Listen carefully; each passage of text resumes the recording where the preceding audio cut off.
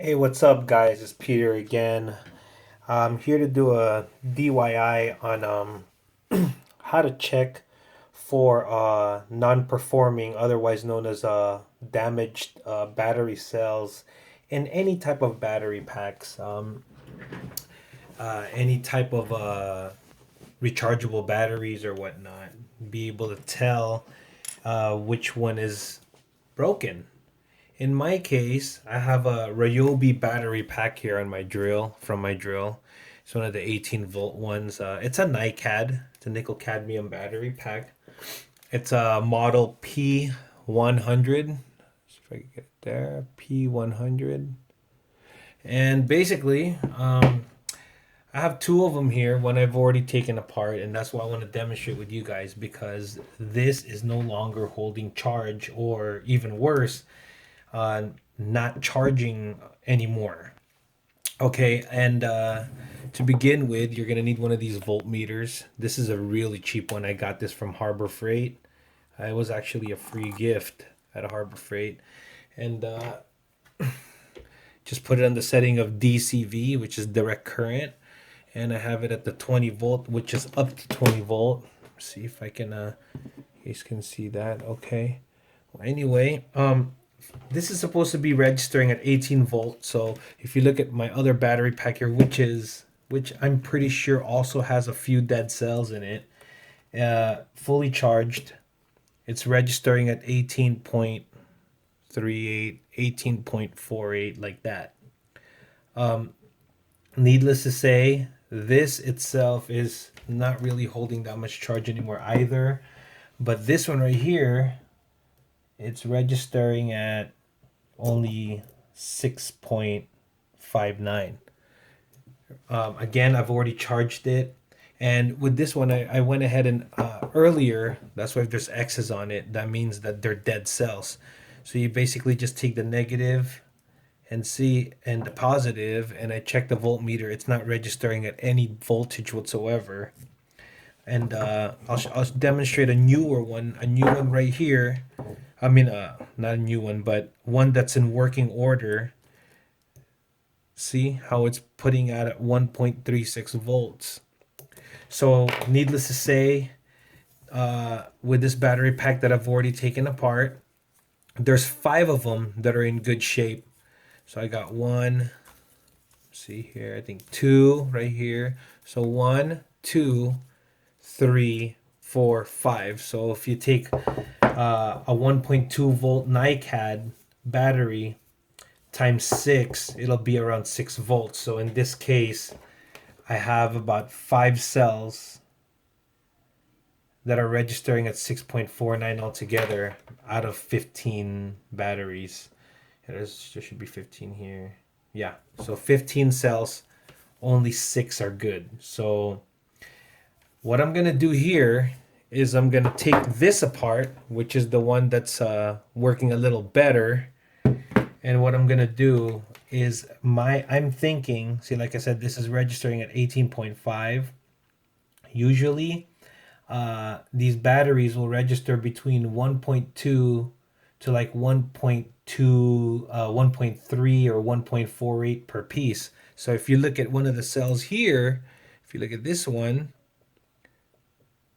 this is coming up at 1.36.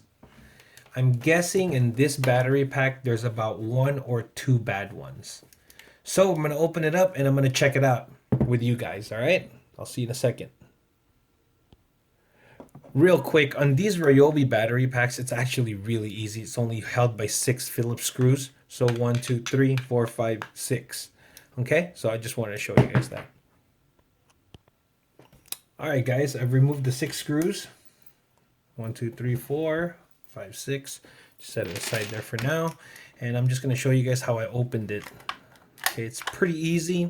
The only thing you got to be careful with, okay, like these clips right here, as soon as they slide off, the only thing you got to be careful with these things right here, you kind of have to help push it down. Like the little clips, the little contact points right here, just push it down because there's a cell in there and you want to push it downwards. Okay, and once you get that up, everything else is pretty much easy. It's a little sticky in the bottom because they've put some kind of adhesive to kind of hold the cells in place. But this is basically how it looks when the cover is off. And again, I just want to look for a broken cell in here, which I'm pretty sure there's one because, like I said, it's not as powerful as it should be. So you just get these clips, press things on the sides, pull them out. Okay, and then kind of just wiggle the battery until it's able to slide off. Let's see here. There you go. See how it just slipped off? This one actually worked out even better because on the other one it was stuck and I had to pry it off. So I'm going to be able to check the batteries now to make sure they're good. So I'm just put this aside. Okay, and then with this, there's a red thing here to prevent it from shorting out. Okay, with this, just slowly lift this up. Again, you know what? I have a hunch, I have a feeling that there's one of the cells are broken here, but again, it may just be an old cell that's not holding charge anymore. But regardless, what I'm trying to do here, you guys, is just in case one of these are broken, I'm going to harvest the good cells from the other battery pack that, you know, again, there's only 5 good ones out of 15 here. And I'm guessing there's only 1 or 2 bad ones in this one. And what I'm going to do is harvest the one from here that are good, put it here, and save me a lot of money. Because these batteries, I'm sure, since you guys are watching this video, the original battery packs of Ryobi go anywhere between $50 or $40 in upwards of around 70 something dollars. So I really don't want to use that money for that. So what I'm going to do is just I'm going to test it out. All right, guys, so here's my voltmeter. Again, let's check it again. The whole battery pack is registering at about 8.54, which is good, but it should be a little higher than that. So let's look for a bad cell. So let's start with this, the top one.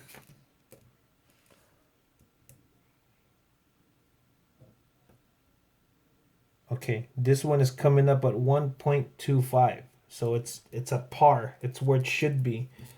1.2 to 1.25 is where it should be. Okay, so that's good.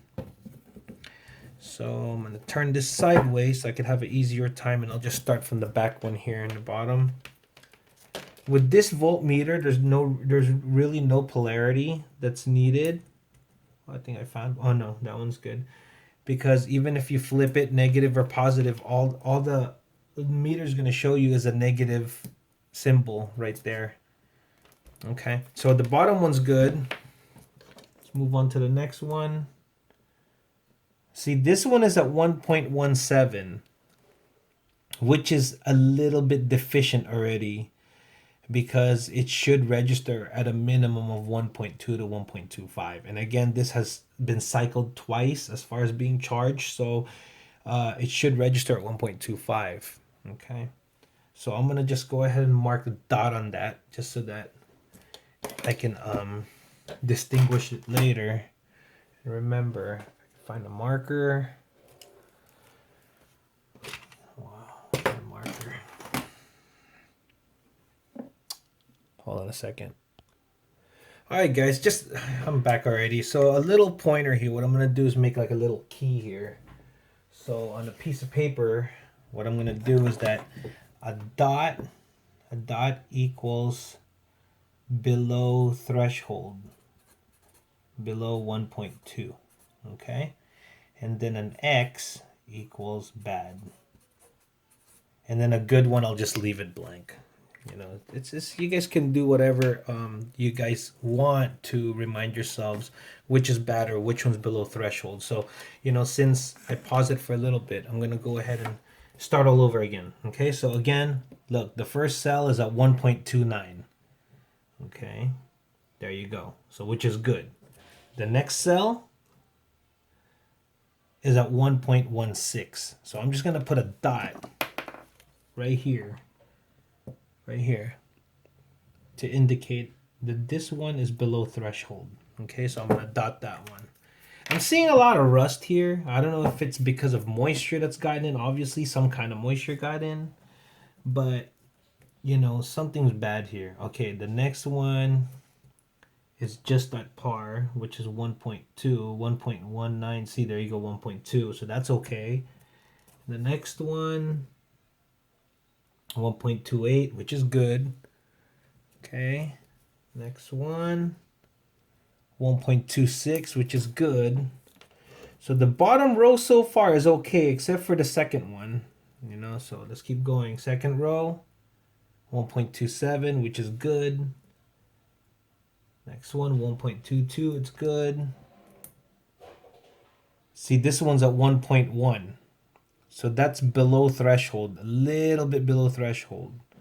So I'm going to go ahead and put a dot on that one, which is this one right here. Put a dot. So now I have two of them that are below threshold. Just a tad bit, but still, it's still below. Again, like I said, my symptoms on this one was that it doesn't hold charge that long. Like it would run out fast and it wasn't that strong or as strong as it used to be. Okay, so that one was good. Okay, now let's double check this one again. So this one, okay, that's 1.28, so that's okay. Top one now, 1.26, so that's good. Okay, now this one's also below threshold. So this is 1.19. So this is also below threshold right here. See it? Which is still okay, but again, it could mean that it's not holding charge. So let's just make sure again. Yeah. So remember guys, on a rechargeable battery Nicad, the minimum should be a 1.2. Although it's registering 1.19, in reality, out of the box, these guys are usually around 1.25 to 1.3. See, this is a 1.26, so that's good. This is 1.16, so this is below threshold also. So I'll just dot that. Okay. This one is at below threshold as well. 1.18. Okay. Like I said, although it's still okay, it should be registering higher, because if you look at the other ones, they're all above 1.2. See? Okay. So there you go, guys. What I'm going to do now, I know that this, and this, which is like 5 of them, is below 1.2 volts. Again, the requirement of a rechargeable battery should be at least 1.2 on a regular Nicad 1.2 volt. So, and they have been charged, so that shows you right there that I have 5 weak cells. And if you look at my other battery pack that was bad, for example, this is a good cell right here. Okay, if you look at it,